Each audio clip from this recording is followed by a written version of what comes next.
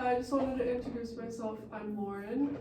Today I want to ask you a little bit about your career goals and maybe some of your future aspirations, if that's okay. Okay, yeah. Okay, perfect. But first I thought that it'd be fun to just start with an icebreaker to kind of get us comfortable. So one of my questions is, what is your most favorite recent purchase that you've made?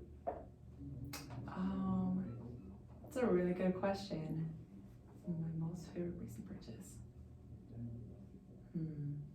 I'm going to say it's not even like my most favorite, but the first thing that comes to my mind would probably have to be the shoes I'm wearing. I use them a lot to go to the gym. Oh, okay.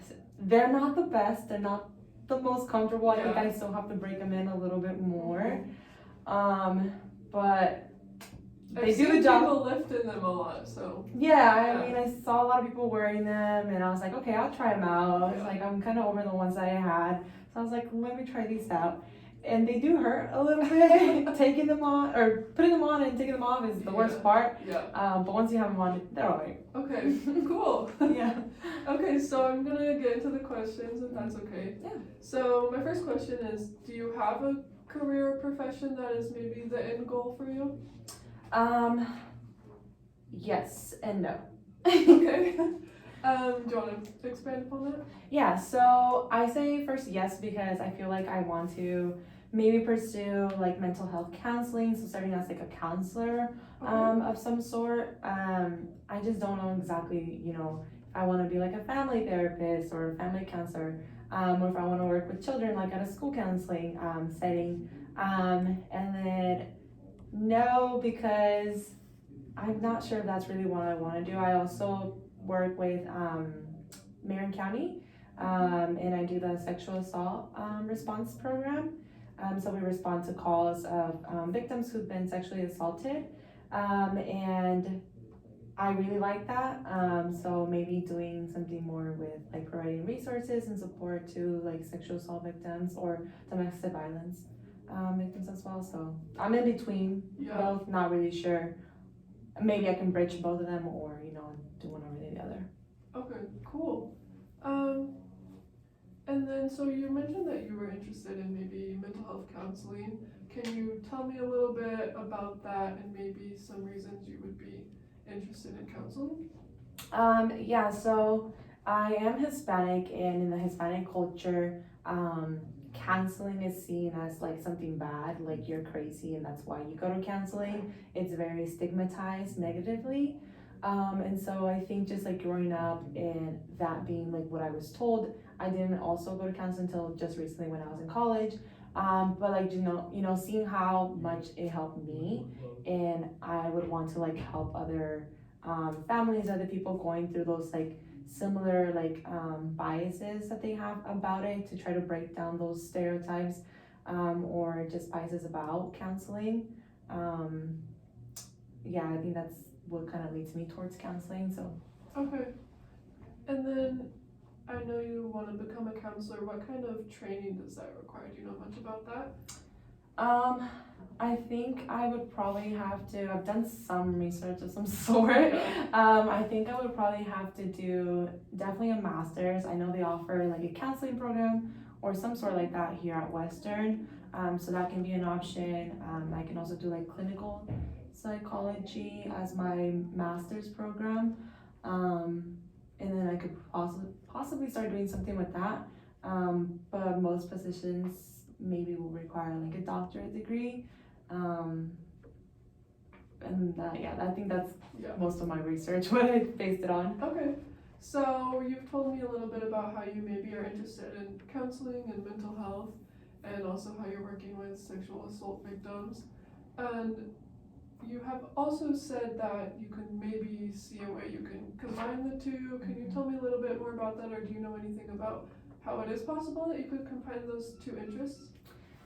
I think that's what I'm struggling to figure out. I am going to be doing an internship next term in spring, to see if that's one thing that I can bridge, but more specifically working with children. So maybe offering like resources or counseling. I don't want to be like, oh, only specifically to this specific population. So maybe like follow up, like what can, as like a counselor, what can you do with this specific set of people or population? Okay, cool.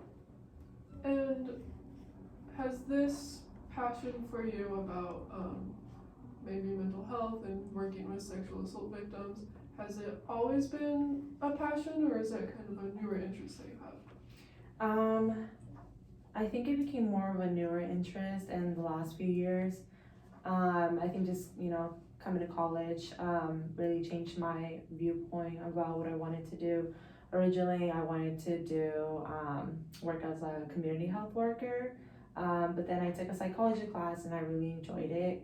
And then again, I started seeing, individual issues within like my family and them not being able to access counseling services due to like immigration status or whatever the fact was, or not being able to pay for it. I think that's also another thing that like pushed me towards that direction, just seeing that there's a lot of people who need help are not able to get the help due to all these policies that are in place or restrictions that are placed upon them. And then, just being more interested in like by the activities I've involved myself with, I think that has like steered me towards that way. So it seems like coming to college has really introduced you to a lot of new interests and maybe helped you reflect on, your family and some things that need to be, kind of like addressed. I know you mentioned not having access to certain healthcare or counseling, and maybe that has contributed to the passion for you. Yeah, I would say so. Great. So now I want to ask a little bit about what you're doing to help you get to that goal. And I know that's kind of probably hard because you don't exactly know what you want to do, but I was wondering if there are things you have been working on or current things you're doing that is helping you get to your goal. Yes, I'm currently, like I mentioned, I'm going to be doing an internship next term. I'm just trying to set that up and see if I can schedule something with Liberty House, which is a organization that works with children who've specifically been sexually assaulted or gone through like domestic violence. So that's one thing that I hope to do, and hopefully that can help me figure out that's something that I can actually do like on a daily basis, because it's a very heavy like job to be doing for a long time. And if that doesn't work out, then I might go back to working with a school, and maybe doing like a shadow with like their counselor, and see if like the school setting is something that I'm passionate about. Yeah, it seems like you kind of have a lot of options available to you, especially because you're not set in stone for one specific thing. Yeah. So I've been talking a lot about your career and what kind of things you want to do, and it seems like you're not really sure exactly, but I think it's great that you have a lot of ideas and you've told me a lot about your passions, and I think that's a really great place for you to start. And then, do you happen to have any questions for me as we're finishing up this interview? No, I think all went well, and yeah. Okay, perfect. Well, thank you for meeting with me today, and I appreciate getting to learn more about you and your career aspirations. Thank you. Okay. What did you think? I think in the beginning I realized that I wasn't really like paraphrasing a lot. And then I also feel like I probably could have like slowed down a little bit. I don't know. I don't know. I feel like it just didn't flow as nicely as I wanted it to. I don't know. What do you think? I agree. I think at the end you started to do more of the paraphrasing and more of the summaries than at the beginning, which I think that's fine. Like maybe it was like you were nervous or whatever the fact was. It's also our first time trying this out. But I think just like maybe taking like a second, like it's okay for you to like take a moment and pause and like try to like okay, really reflect on maybe what they said and then go a little bit based off that. Other than that, I think it was good. Okay. I didn't feel like you asked like too many questions where it was like hard for them to answer. Yeah. I think they were pretty straightforward. Okay. Yeah, sometimes I think I'm just thinking so fast in my head and then like you answer I'm like, okay, now you have to say something, now you have to paraphrase it. Like I feel like I can just take a second to like actually think about it. I was gonna say that maybe like pausing before you respond, because I think the first thing you would say sometimes like, okay, cool, or okay, great. So maybe like slowing down and then like actually saying what you want to like paraphrase, or if you want to move on to the next question, whatever the case is. Yeah. So I thought your opening was really good because even though it's a mock interview, it seemed like your laughter and jovialness was very genuine in your response. So it seemed like it was a good way to establish the tone of the interview. It seemed like it was very just kind of low key, no reason to be stiff about it or anything like that. Having said that, it did seem a little bit stiff, like you were, I'm willing to bet you were probably a little nervous being on camera and interviewing. And it only gets better with practice. Right. So you did good with the encouragers. You said a lot of stuff that showed a lot of interest in listening, and maybe you're a very talkative person as it is naturally, but it seemed like the way you were encouraging her, you gave a lot of really good responses back to your questions. So I would say that's a good way of looking at encouragers. She was very open about what she was saying with you. The questions were good, they covered the topic. There was a good ratio of listening and talking.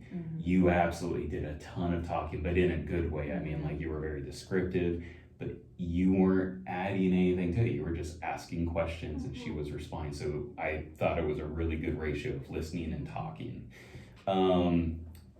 This should go into the things to work on, but I think Blanca nailed it with, and it's something I just realized would be good for me too, is taking a pause and just using that time to refocus the energy in which direction you're going with to make sure you've got it all. There's nothing wrong with taking a pause. Let's see. Your transitions, I kind of put it down here on a couple things, but it seemed like your transition from the opening to the first question, and from the first question to the next question, and then your transition into closing, they felt rather abrupt. And you did a great job at paraphrasing. I was keeping track. That last one in there. You paraphrased at least 5 times, and not in an overachiever type of way. It was good paraphrasing, and so that was good. Something to try for your transitions is doing a quick summary to make sure you've got it all, and then you can use that as your tipping point to go into the next question. Okay, I think I've got this now. If you don't mind, can I ask you about this? And something along it's a little bit more personal is all it is. I think really that's the most important thing is you can relax. It's totally cool. No one's here, we're all being judged by each other equally. So overall, I think that's really the biggest thing is just taking that pause and just using that time to do a good transition between questions. I've been doing this with everyone, but everybody has a crutch word, and I think yours might be cool. Oh, really? Yeah, I got it. I got it at least 4 times, and it wasn't until after the second time I'm like, ooh, that might be a crutch word. So I started keeping count. So just being cognizant. That's good to know. We all have crutch words. So yep. Otherwise, not bad. Okay. Yeah. Thank you. Yeah. Very true. My crutch is understandable. But yeah, I mean, you guys, we're gonna feedback. You guys covered a lot of it. I think the only thing that might have not been mentioned for this interview setting, so when we did like the makeup session, since you were doing like a job interview, it was good to ask like if they had any questions, but I think like in this interview setting, maybe don't, just because of like the structure of it, it didn't seem to like fit as much because you're just asking all the questions. I know, I kind of like finished my questions and then I was like, I don't know how to like transition, and that's the only thing I'm thinking about. I was like, that does not make any sense. So That's okay, it happens. But yeah, definitely like we'll work on it a little bit more once we get into it, but like process comments will help a lot with, like the flow of interviews, cause you'll get to like talk about the interview and like take yourself out of it, so you're kind of like the observer of the interview and talk about what's going on.